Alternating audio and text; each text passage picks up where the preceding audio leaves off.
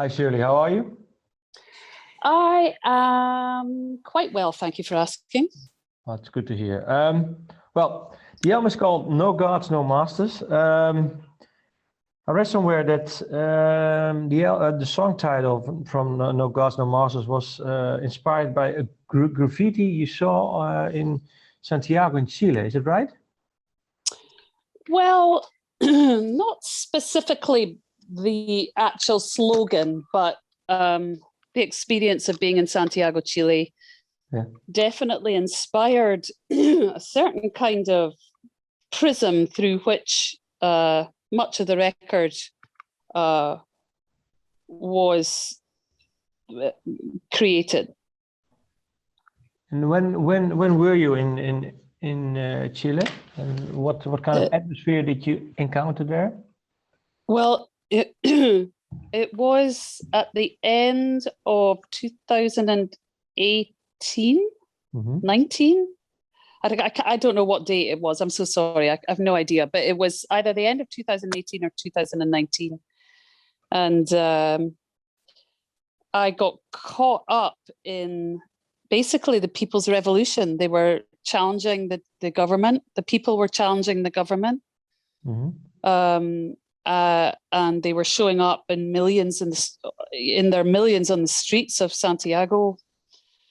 And I was profoundly moved by the people's struggle there and the stories I was told and the perspective of the people.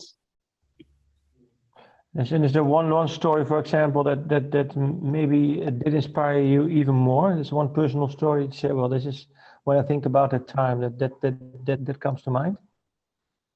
You mean from Chile specifically? Yeah.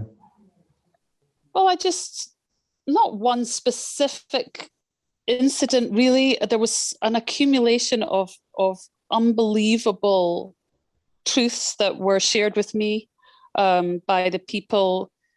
You know, for a random example, their water has been privatized. I mean, that's just nuts.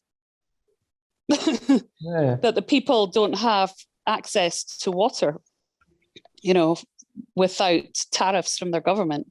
There's a lot of poverty and just an imbalance of wealth. And I don't know, I saw some just unbelievable things. I was outside a police station and we literally heard screaming from the windows of this police station where they had like abducted young students who were protesting in the streets. Things like that. I mean, I don't even know where to start. I saw dead horses. I saw, just a lot of suffering and ambivalence from the powers that be. And it made me very angry. The album is called, and the other song is called No Gods, No Masters. What do you mean by that? Because God is, well, there are many godlike references on the album, but specifically what do you mean with no gods, no masters? Well, I think of it, I think of it as primarily an egalitarian statement. It's simply saying nobody deserves to have power over another human being. That's basically how I perceive that slogan. It has been co-opted by anarchists and punks and feminists and so on and so forth for 100 years or more.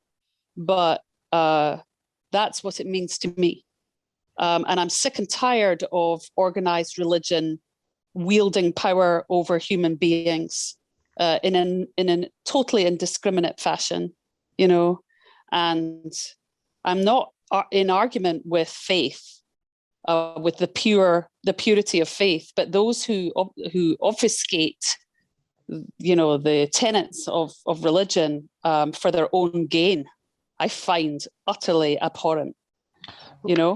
What does it say about humanity? I mean, about people that the core of the faith is pure, is okay, but then people go work with it, and then it turns into something like you were saying that. It's being used in organized religion to suppress people and stuff like that.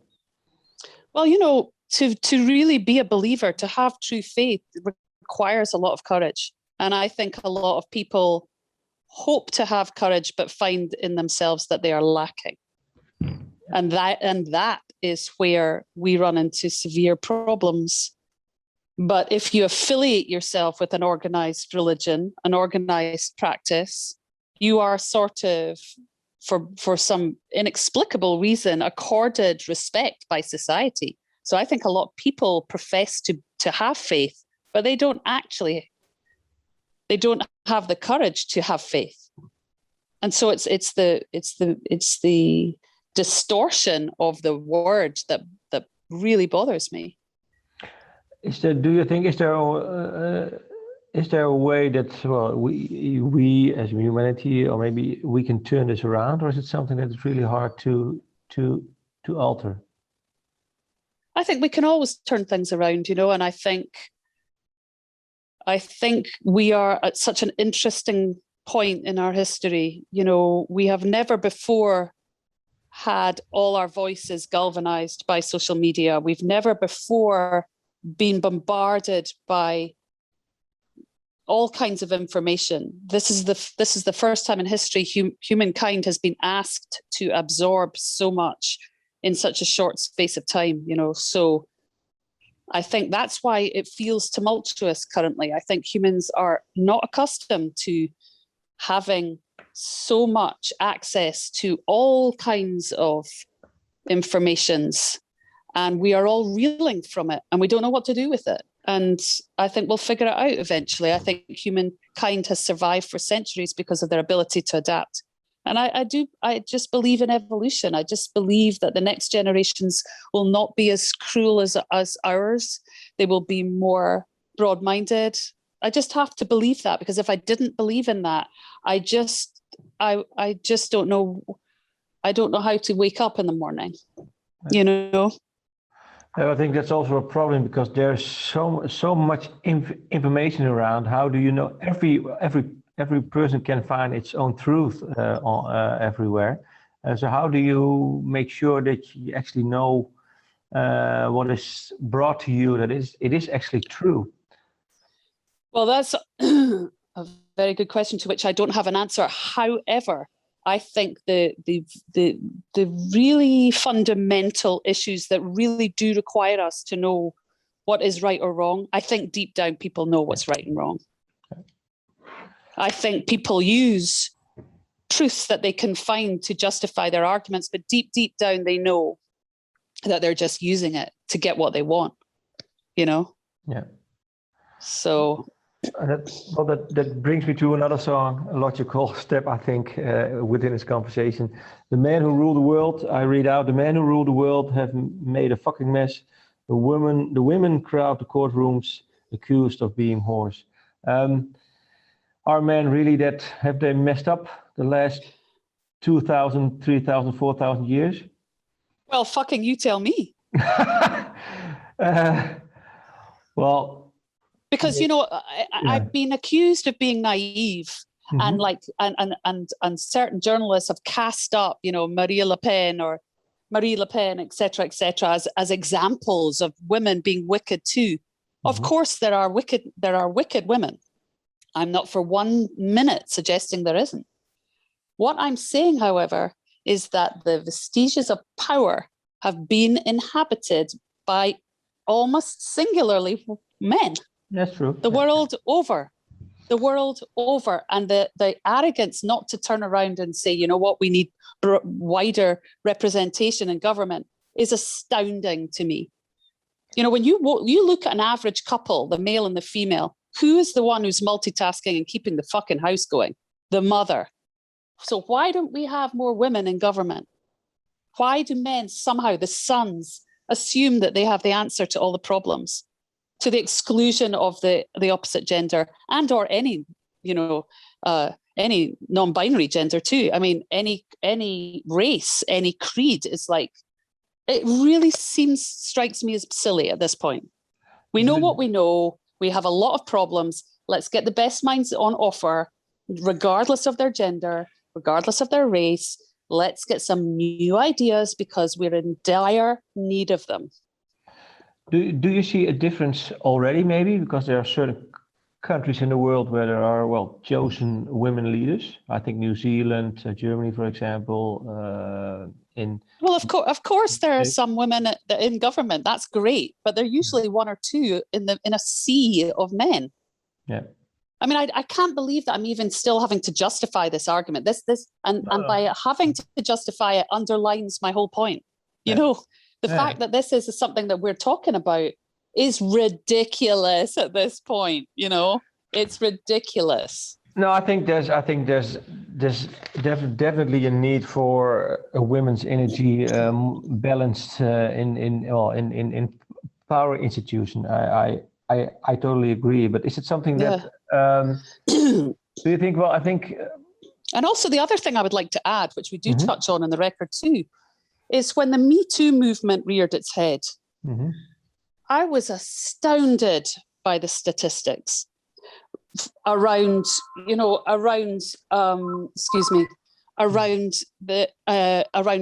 sexual violence and domestic violence towards women. Utterly astounded. And this is a subject that is close to my heart. I have thought about and spoken out about my whole life. I was astounded and shaken and scared by the statistics. So, you know, therein also lies a problem. You know, that is a power struggle.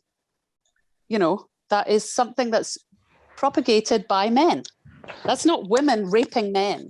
That's men raping women, you know. And yes, you can give me a few statistics, errant statistics that, you know, to prove that maybe a woman has hit her children or hit her husband, but it is primarily a male problem that men don't seem very interested in really addressing and or fixing. What do you think should be done then? I would like to see more women in represented in government. What I think is also, I would like women to be paid an equal wage. I would like women to be compensated financially for the same jobs that they hold down as their male counterparts.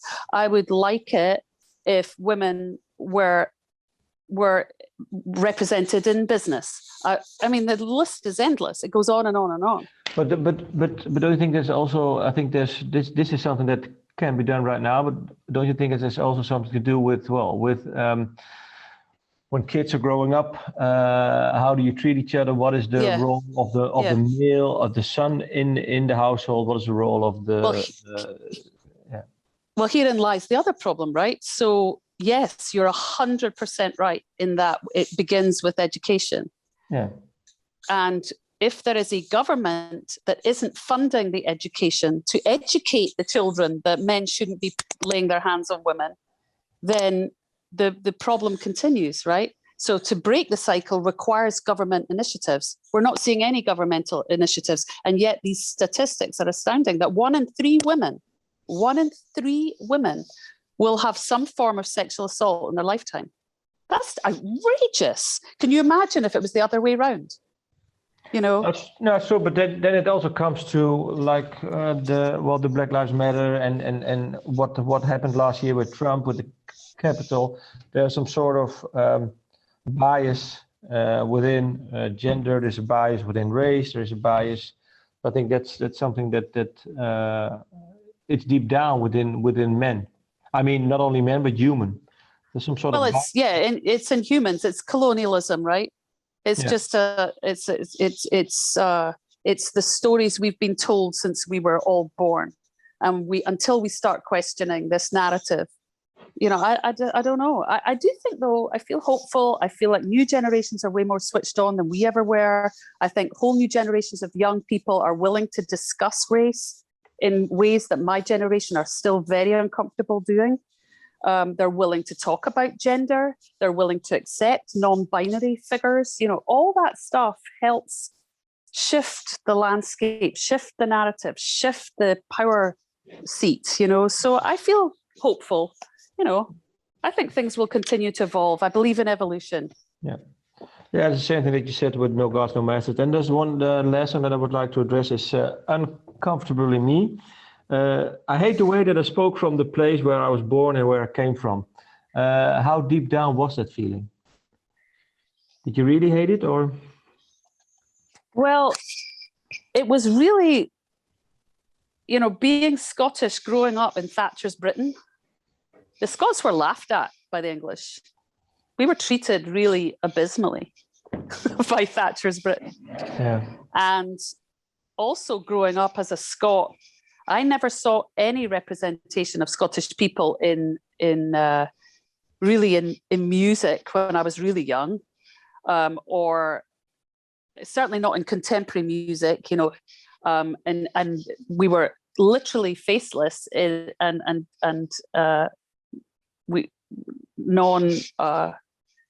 didn't exist. We were non-existent in TV and film, in talking heads, on television, so on and so forth. It was just, I felt like being Scottish was going to cause me problems when I was young.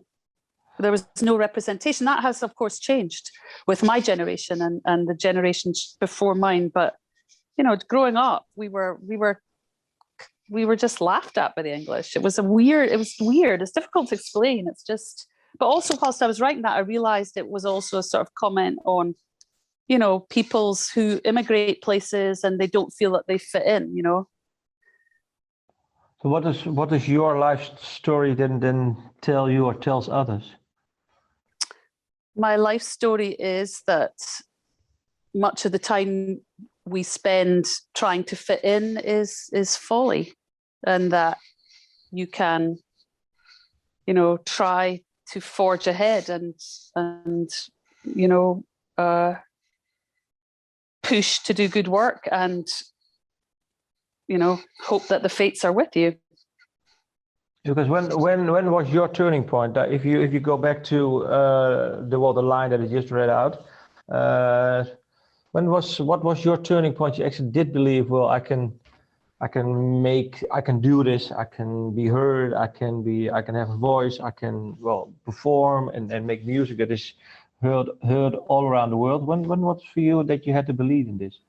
I don't know. I just felt a certain relief the minute I joined a band at 18 years old with Goodbye, Mr. Mackenzie, the first band I was ever in. Mm-hmm.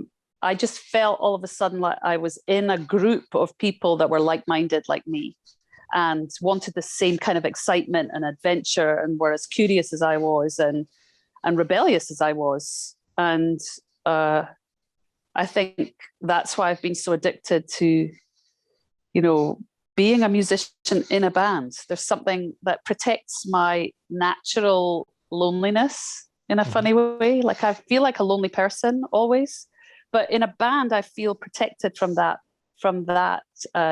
darkness. And is it for you, because the band has been together, I think since the Incarnation, Garbage, 7th album, for you, is it really the safe haven that you for this album too? Is it? Well, certainly creatively it is. Yeah, I mean, we do good work together. We've got really good chemistry. What I'm not good at, they're really good at, and what they're hopeless at, I excel. So we're a really good team, and we're proud of the work we do together. And we've enjoyed a phenomenal career, and against all the odds, nobody thought that Garbage would be here 25 years on. Nobody, including ourselves. And that's good. It's bizarre. Last question. The album opens with jackpot sounds. Why did you want to open the album with this sound? Because I think we felt that we were living in an environment, in a world, in fact, that is just seemingly obsessed with money and the crassness of that. So we wanted to use a machine from Vegas, a gambling machine from Vegas, because we feel like that's the overriding sort of compulsion right now, is just how can I get rich? How can I be rich, and all these rich people getting richer and all these poor people getting poorer. And it seems like an obscenity to us. So I think that's capitalism, like disaster capitalism is really obscene, and I'm just bemused that the rich people don't want to help other people out, that they just need billions and billions and billions and billions of dollars that they can't possibly ever spend in their lifetime. Like why do you have to keep making this money? Why are you not paying taxes? I don't understand. I just don't fucking understand. But if you try to answer the question why, what is it with people then? People want to have more greedy, or is it in the end, like you were saying, you believe in the good of people, and in the end it will fulfill evolution? I do believe in the goodness of people, and I also think, things that are essentially corrupt don't last. They just don't last, and I think it will run that kind of obscene, obsessive greed will run its course, because I think eventually the people will just revolt, That's a nice ending, Shirley. Thank you so much for your time. Yeah, sorry I got so hit up. No problem. No, it's okay.